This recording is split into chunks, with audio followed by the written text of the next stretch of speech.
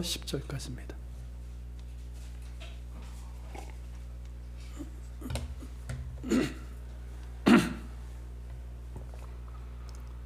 누가복음 17장 5절서부터 10절까지 찾으신 줄 알고 한 절씩 교독하겠습니다. 사도들이 주께 여짜오되 우리에게 믿음을 더하소서 하니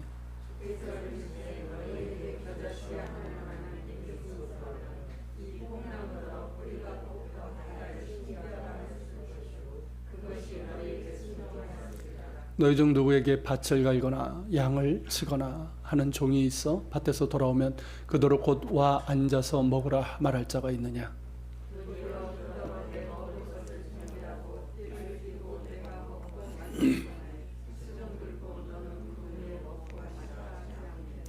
명한 대로 하였다고 종에게 감사하겠느냐?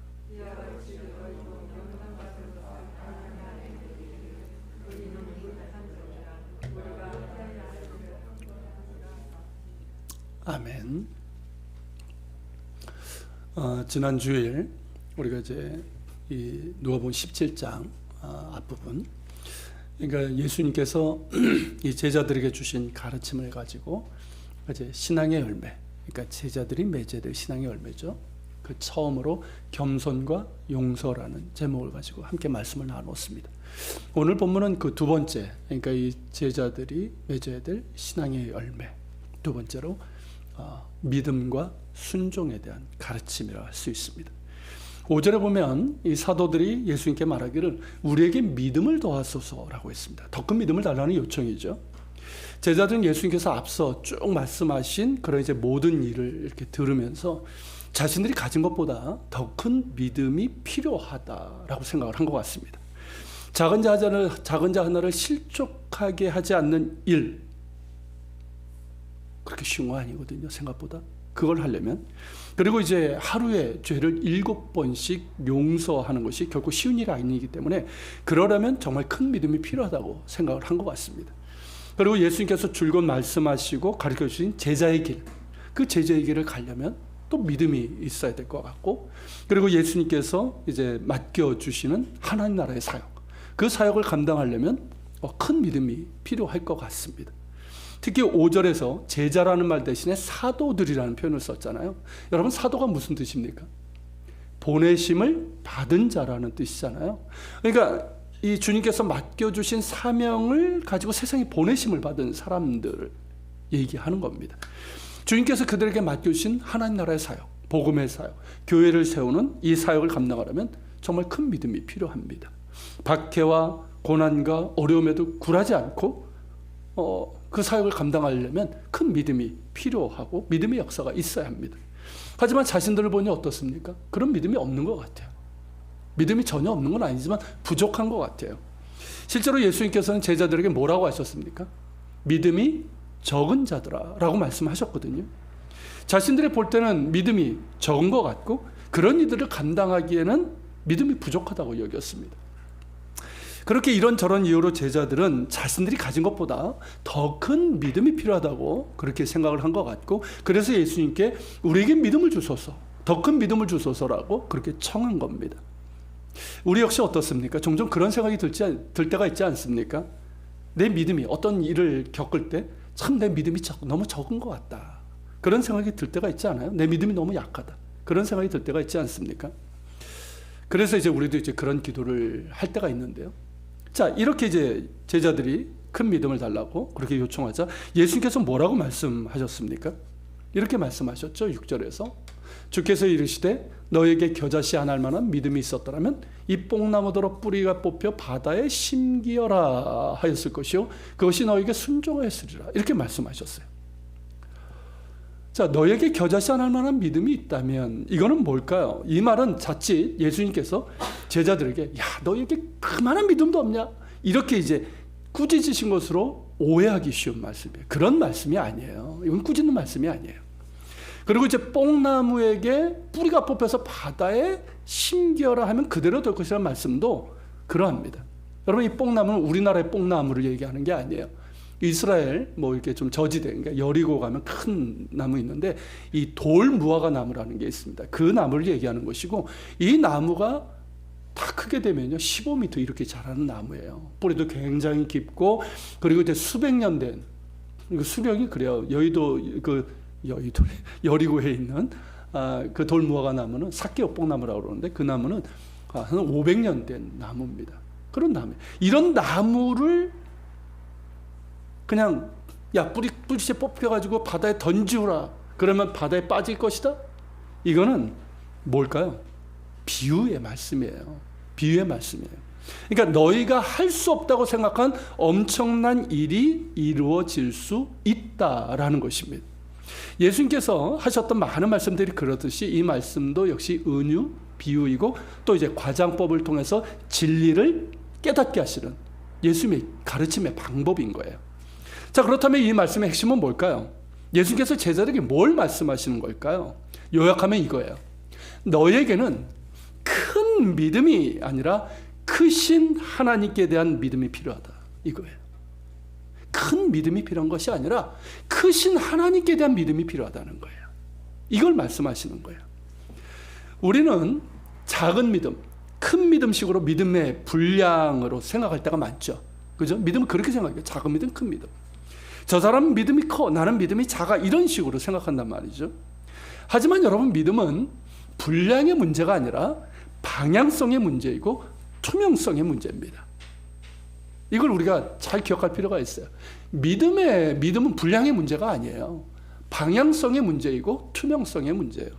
즉, 그 믿음의 방향과 초점이 어디를 향해 있는가 하는 것이죠.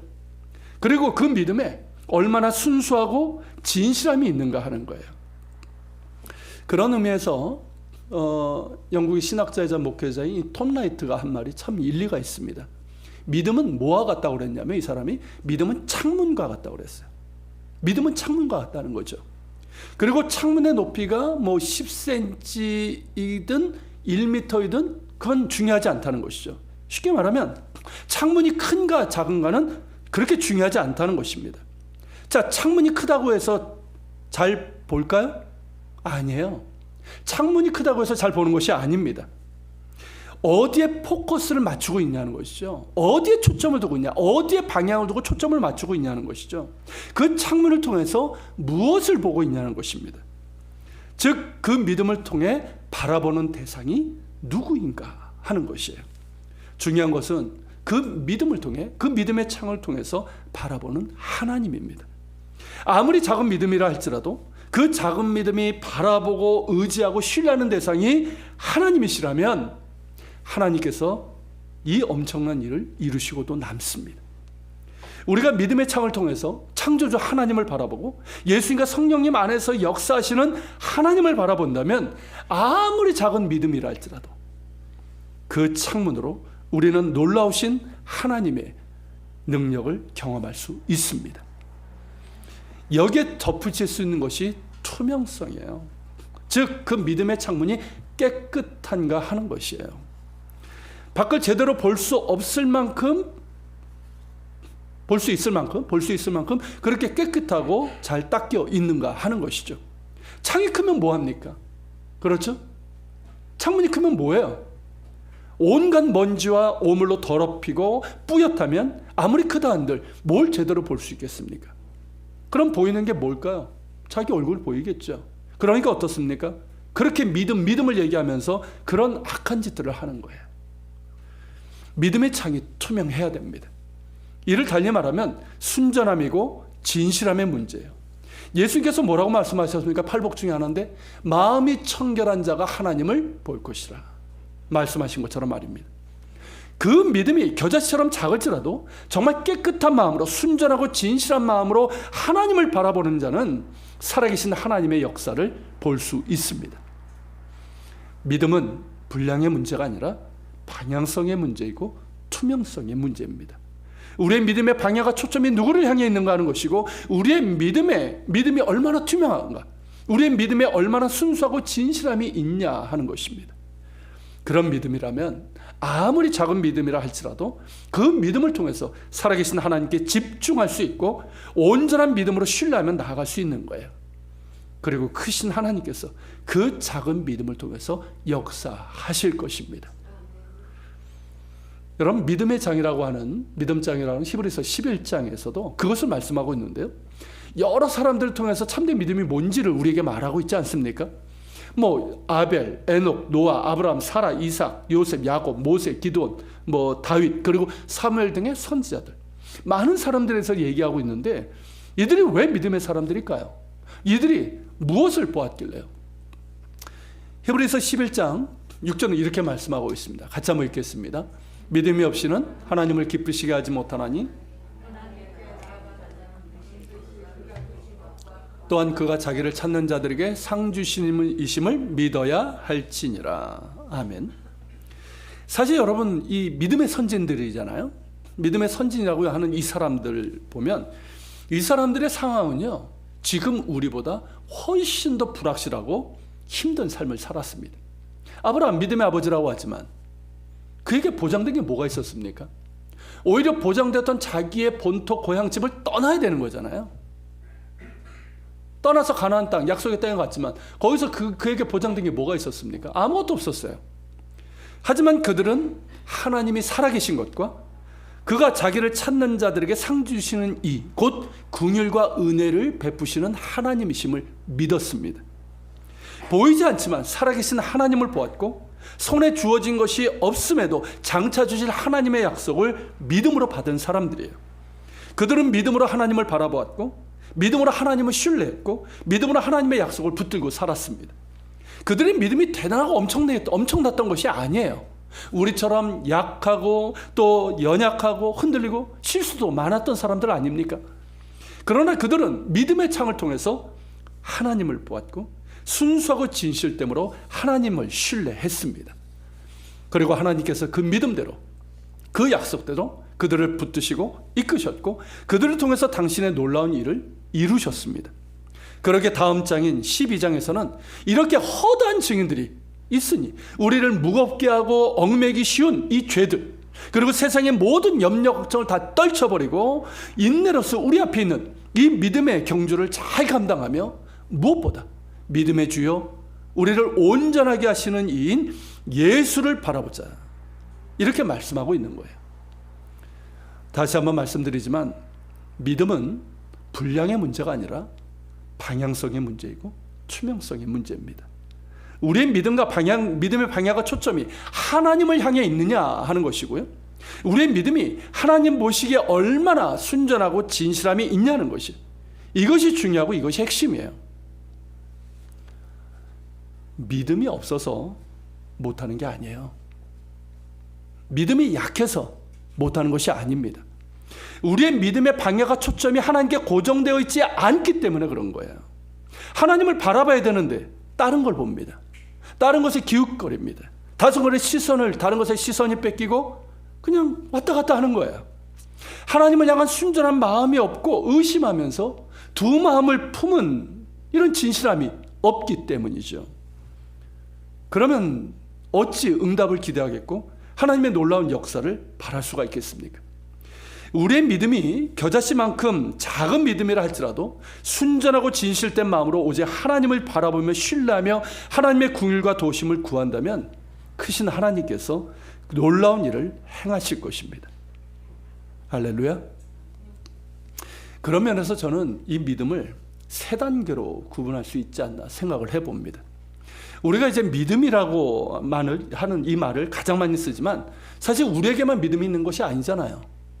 여러분, 어느 종교든 그 종교를 믿는 사람들은 다 믿음을 얘기합니다. 그렇죠? 미신을 믿는 사람들도 믿음을 얘기합니다. 어쩌면 그들의 믿음이 우리보다 더 뜨거운지 모르겠어요.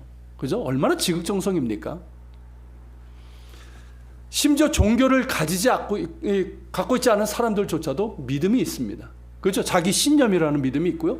신이 없다고, 하나님이 없다고 믿는 것도 믿음이니까. 여러분, 믿음이란 말과 같은 것 같지만 좀 더 넓은 의미에서 신심이라는 말이 있습니다. 이거예요. 한자로 제가 좀 표기를 했는데 믿을 신자를 쓰고 마음 심자를 써서 믿는 마음이라는 뜻이죠. 여러분, 우리 기독교에서 말하는 신심이 뭡니까? 그저 신적인 존재, 어떤 절대자를 믿는 차원이 아니라 혹은 자신의 안녕과 부귀영화를 추구하는 기복적인 믿음이 아니라 그 마음으로부터, 그 마음의 중심으로부터 하나님을 믿고 따르는 것을 말합니다. 즉 성경을 통해 계시되고 예수 그리스도 안에 나타난 살아계신 하나님을 믿고 따르며 그분을 예배하고 순종하는 마음을 말하는 거예요. 이게 신심이에요. 달리 말하면 신앙심이라고 할 수 있습니다. 우리는 막연히 어떤 신적인 존재나 절대자를 믿는 게 아니에요. 그저 우리의 안녕과 부귀영화를 위해서 믿는 것도 아닙니다.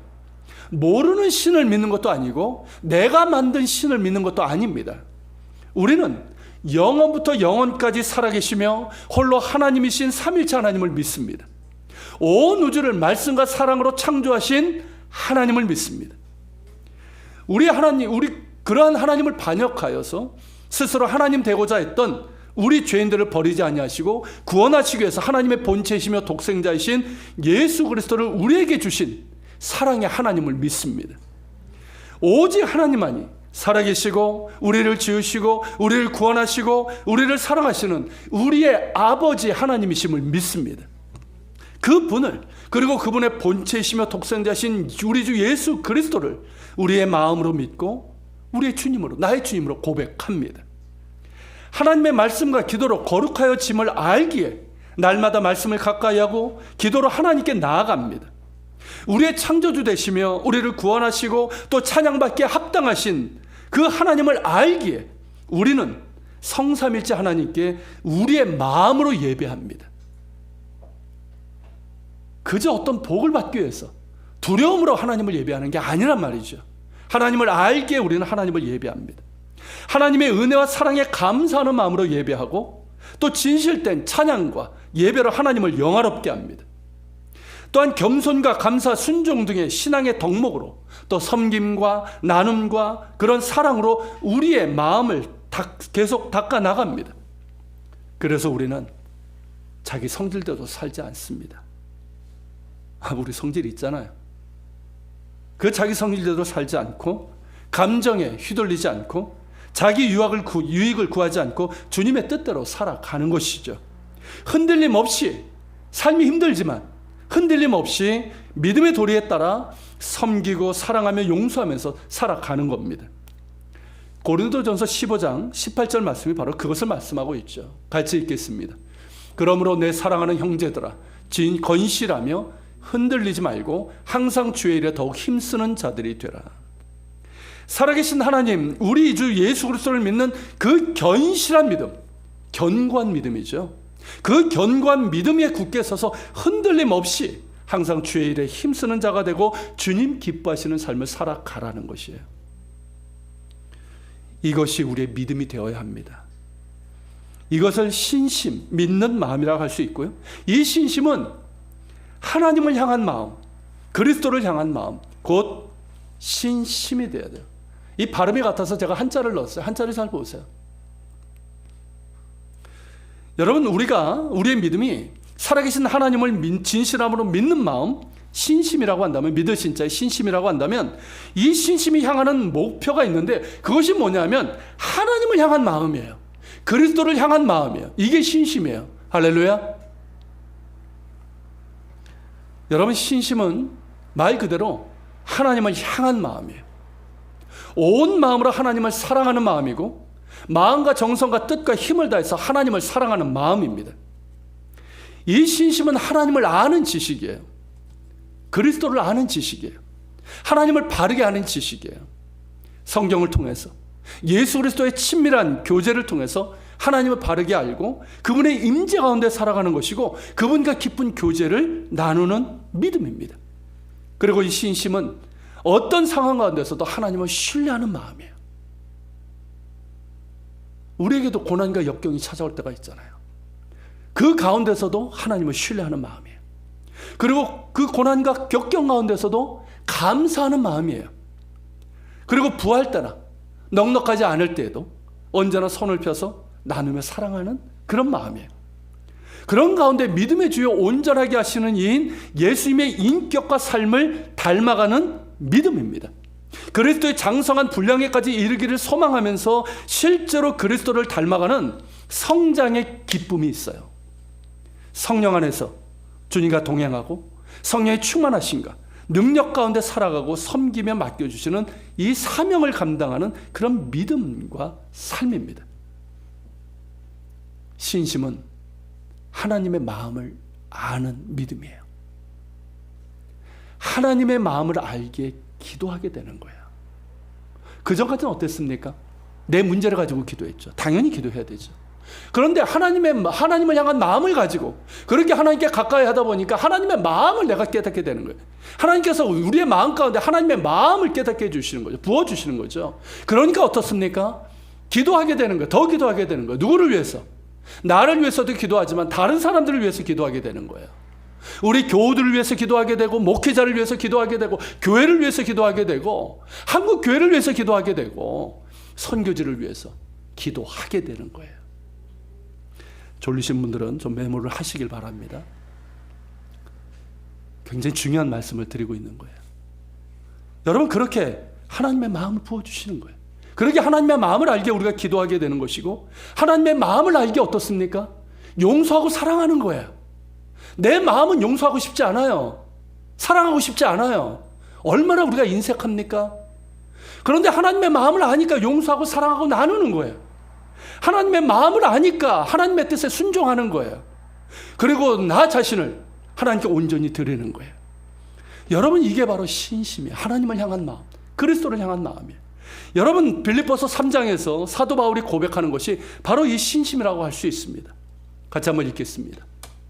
내가 이미 얻었담도 아니요 온전히 이뤘담도 아니라 오직 내가 그리스도 예수께 잡힌 바 된 그것을 잡으려고 달려가노라. 형제들아 나는 아직 내가 잡은 줄로 여기지 아니하고 오직 한 일 즉 뒤에 있는 것은 잊어버리고 앞에 있는 것을 잡으려고 표대를 향하여 그리스도 예수 안에서 하나님이 위에서 부르신 부름의 상을 위하여 달려가노라. 여러분 바울이 말한 표대가 뭡니까? 상급이 아니에요. 바울이 말한 표대는 뭐냐면 그리스도를 닮아가는 거예요. 그래서 이 땅에서 그리스도의 고난에 그가 참여하고 있지만 장차 하나님 나라에서 그리스도의 부활에도 참여하기를 소망하는 그 뜨거운 열정인 거예요. 그러기에 사도 바울은 엔 그리스도, 우리말로는 이제 그리스도 안에서라는 뜻인데 이 그리스도 안에 살기를 늘 구했죠. 그리고 우리에게도 뭐라고 얘기합니까? 그리스도 안에 거하라고, 그리스도 안에서 함께 죽고 함께 사는 자가 되라고 우리에게 권면하고 있는 것이 아닙니까? 그리스도의 장성한 분량에까지 이르기를 힘쓰라고 한 것도 역시 그러하고요. 사도 바울의 서신서를 보면 그가 얼마나 그리스도를 향한, 하나님을 향한 정말 뜨거운 마음을 가졌는지를 알 수가 있습니다. 이게 바로 여러분 신심이에요. 하나님을 향한 마음, 그리스도를 향한 마음이에요. 이 신심이야말로 우리가 추구해야 되고 가져야 될 믿음이라고 생각합니다. 우리 모두에게는 믿음이 있습니다. 우리 시인처럼 어린아이에게도 믿음이 있고요. 나는 믿음이 없다고 생각할 수 있지만 적어도 1년에 한두 번이라도 교회에 나온다면, 그리고 아주 가끔이라도 기도한다면 여러분들에게는 믿음이 있는 거예요. 그런데 그 믿음이 신심, 즉 믿는 마음으로, 즉 살아계신 하나님을 믿는 마음으로 키워져야 됩니다. 키우셔야 되는 거예요.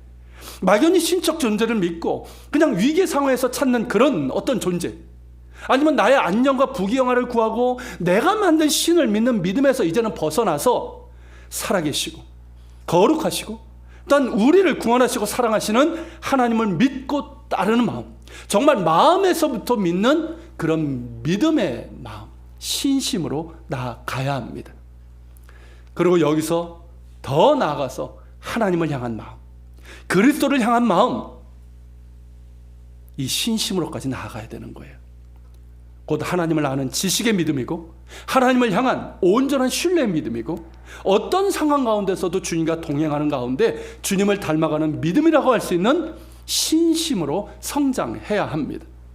이런 믿음의 성장과 진보가 있게 되면 예수께서 말씀하신 것처럼 작은 자 하나를 실족하게 하는 일이 우리에게 오히려 더 어려운 일이 될 수 있을 거예요. 그렇지 않겠습니까? 형제가 나에게 잘못한 것이 있을 때 용서하는 것이 우리에게 그렇게 어려운 일은 되지 않을 거예요. 오히려 용서하고 사랑하며 섬기는 것이 더 수월하고 기쁜 일이 될 것입니다. 죄를 감당할 때도 그러하겠죠. 그리고 우리의 삶의 문제에서도 그럴 겁니다. 나는 여전히 연약하고 무능하고 무지하지만 하나님을 향한 순전하고 진실된 마음으로 하나님을 바라며 또 신뢰하고 하나님의 긍휼과 도우심을 구하면서 크신 하나님께서 이렇게 나아갈 때 하나님께서 어떻게 하실까요? 크신 하나님께서 자비를 베푸시고 능력과 권능으로 붙들어 주시고 응답해 주실 것입니다. 우리에게 이러한 믿음의 진보와 성장이 있다면 그걸 보시는 하나님께서 얼마나 기뻐하실까 생각을 해봅니다. 그렇지 않겠습니까? 우리를 사랑하시는 아버지께서 여러분들의 믿음의 진보와 성장이 있으면 얼마나 기뻐하실까요? 그리고 저 역시 여러분에게서 이런 믿음의 진보와 성장을 보면 참 기쁘고 하나님께 감사를 드리게 됩니다. 그런 믿음을 지난주에도 보았는데요. 뭐 아시는 것처럼 이희자 집사님 뜻하지 않게 교통사고를 당해서 골절뼈가 골절이 되고 골반뼈 골절이 되고 그리고 이제 광대뼈가 좀 들어가고 이도 좀 안으로 들어가는 그런 이제 사고를 당했습니다. 그런데 오히려 이제 통화를 했는데 목소리가 변함이 없더라고요. 그 활발한 그 웃음소리로 괜찮다고 오히려 감사하다고.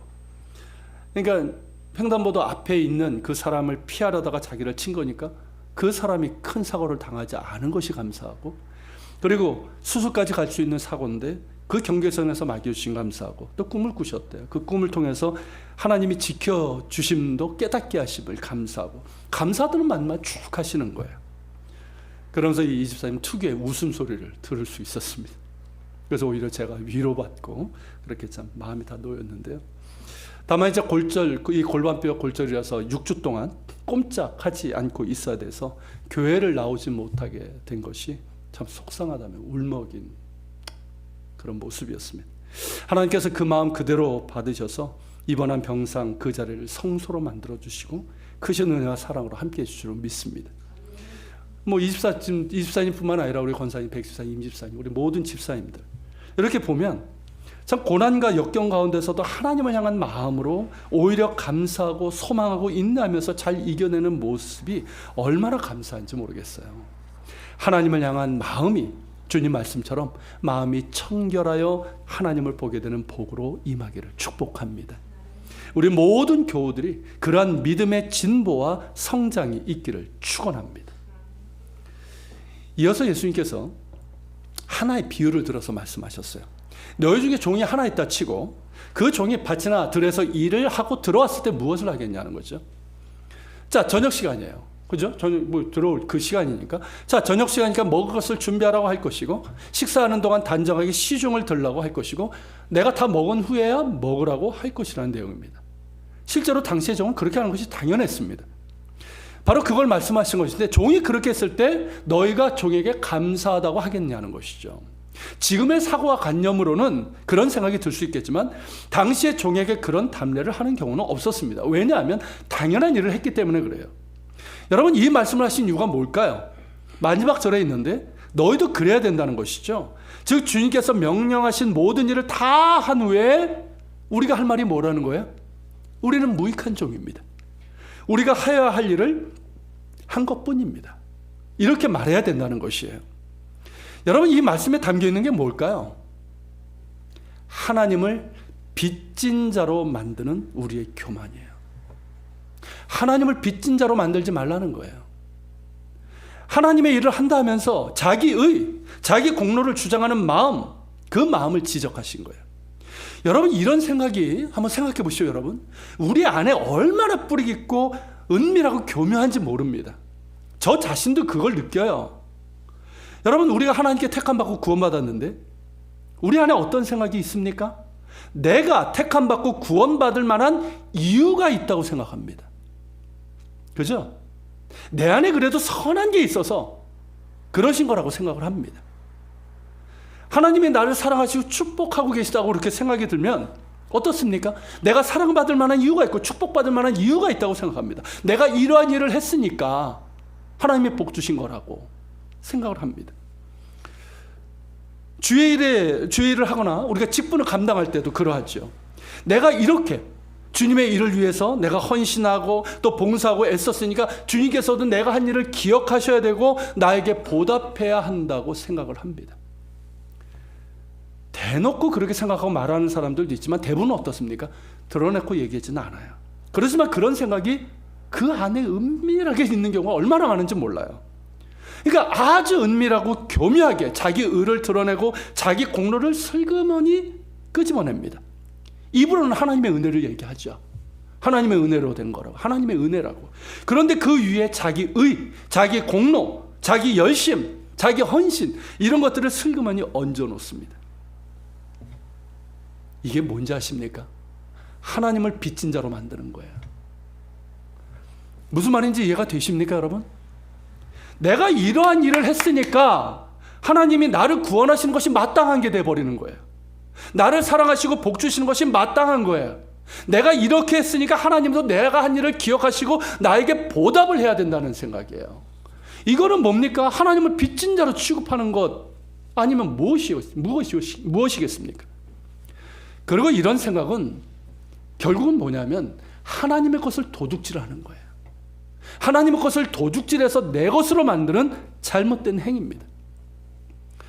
여러분, 우리의 모든 것은 누구의 것입니까? 여러분의 모든 것 누구의 것이에요? 여러분의 것입니까? 하나님의 것이에요. 이것은 우리의 믿음의 고백이기 전에 사실입니다. 하나님의 세상이에요. 하나님께서 주신 생명이고 우리의 모든 것 하나님께서 주시고 허락하신 것이에요. 우리의 모든 것이 다 하나님의 것입니다.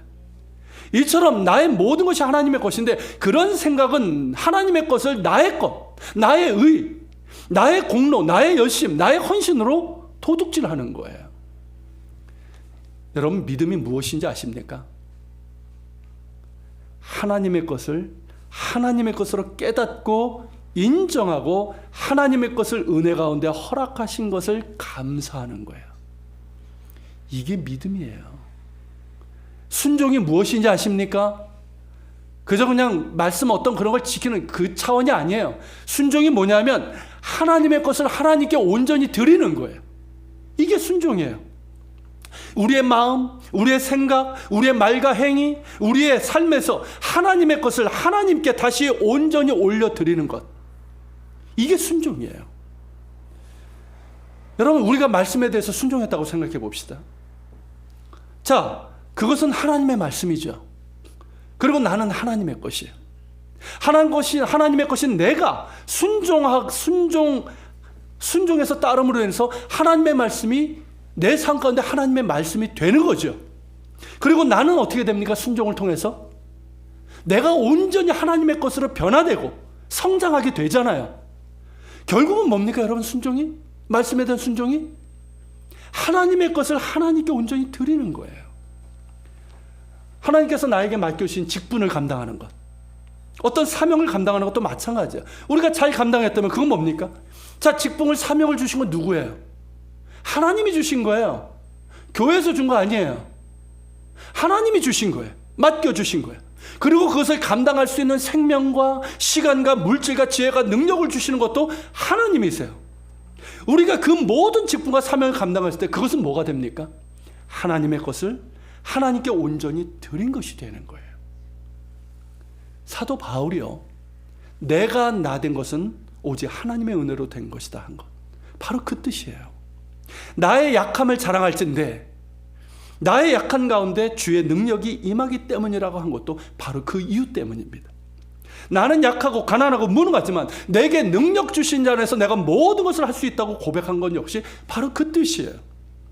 여러분, 사도 바울 그 엄청난 사역을 훌륭하게 감당했지만 그 어디에도 자기 의나 자기 공로를 주장하지 않습니다.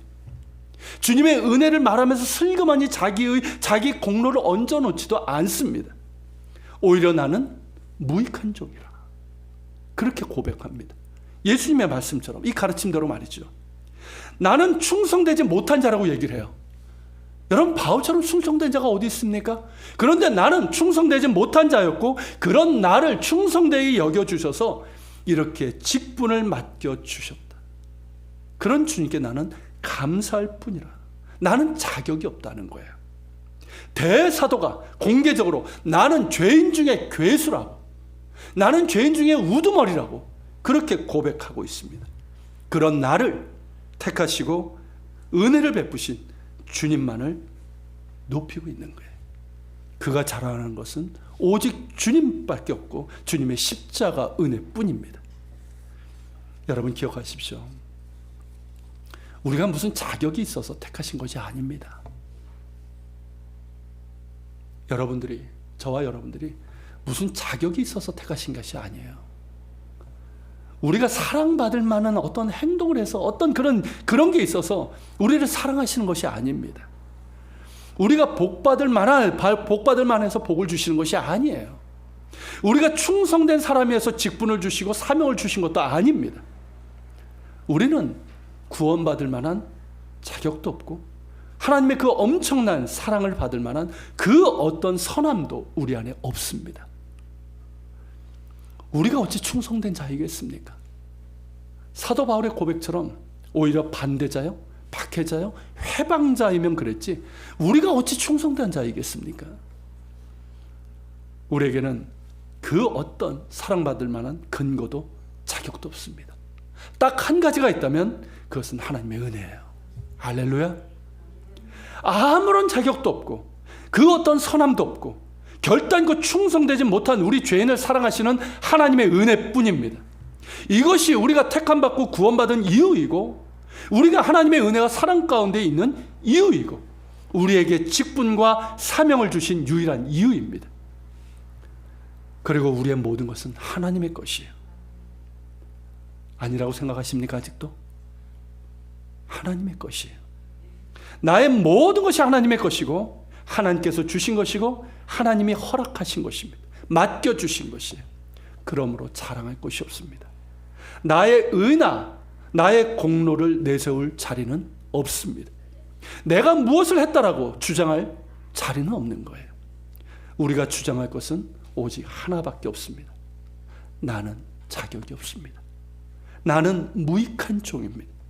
하나님의 것을 하나님께 드렸을 뿐입니다라고 하는 이 고백이고 무한한 감사뿐입니다. 이런 인정과 고백과 감사가 우리의 마음 깊은 곳에서부터 나와야 되고 정말 진심으로부터 나와야 될 고백입니다. 여러분, 이게 순종이에요. 어떤 분이 그러시더라고요. 천국에서 가장 아름다운 장면이 무엇이냐라고 물은다면 자신은 요한계시록을 가지고 얘기하는 거예요. 거기 보면 이제 보석으로 꾸며진 어떤 집들, 정금으로 다져진 길, 수정과 같은 그런 길, 생명수, 생명나무, 과시 이런 표현들이 있잖아요. 자기는 그게 아닐 거라고 말하겠다는 거예요.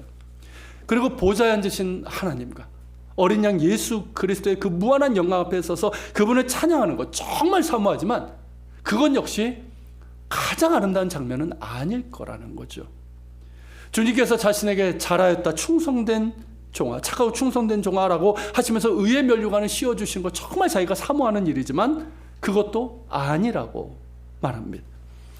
이분이 정말 천국에서 가장 아름답다라고 생각하는 장면은 뭐냐면 그 다음이라는 거예요. 이 역시 요한계시록에 나오는 장면인데 주님을 믿는 믿음으로 순종해서 의의 면류관을 얻은 수많은 성도들이 그 면류관을 벗어서 주님께 다시 드리는 이 장면이라는 거예요. 여러분, 바로 이 장면이잖아요. 요한계시록 4장에 나오죠. 24장로들이 보좌에 앉으신 이 앞에 엎드려서 세세토록 살아계신 이에게 경배하고 자기의 의의 관을, 이게 의의 면류관이에요. 그 관을 보좌 앞에 드리면서, 주님 앞에 드리면서 뭐라고 찬양합니까? 밑줄 부분 같이 한번 읽어볼까요? 우리 주 하나님이여 영광과 존귀와 권능을 받으시기에 합당하오니 주께서 만물을 지으신지라 만물이 주의 뜻대로 있었고 또 지으심을 받았나이다. 할렐루야. 여러분, 한번 생각해 보십시오. 이 얼마나 아름다운 장면입니까? 우리는 아무것도 아니고 어떤 자격도 없고 선함도 없고 충성되지 못한 자들이지만 하나님께서 그런 우리를 사랑하시고 구원해 주시고 또 은혜를 베푸시고 무엇보다 충성되게 여겨 직분을 맡겨주시고 사명을 주셨습니다. 뿐만 아니라 우리가 하나님의 것을 하나님께 드렸을 뿐이에요. 그렇지 않습니까?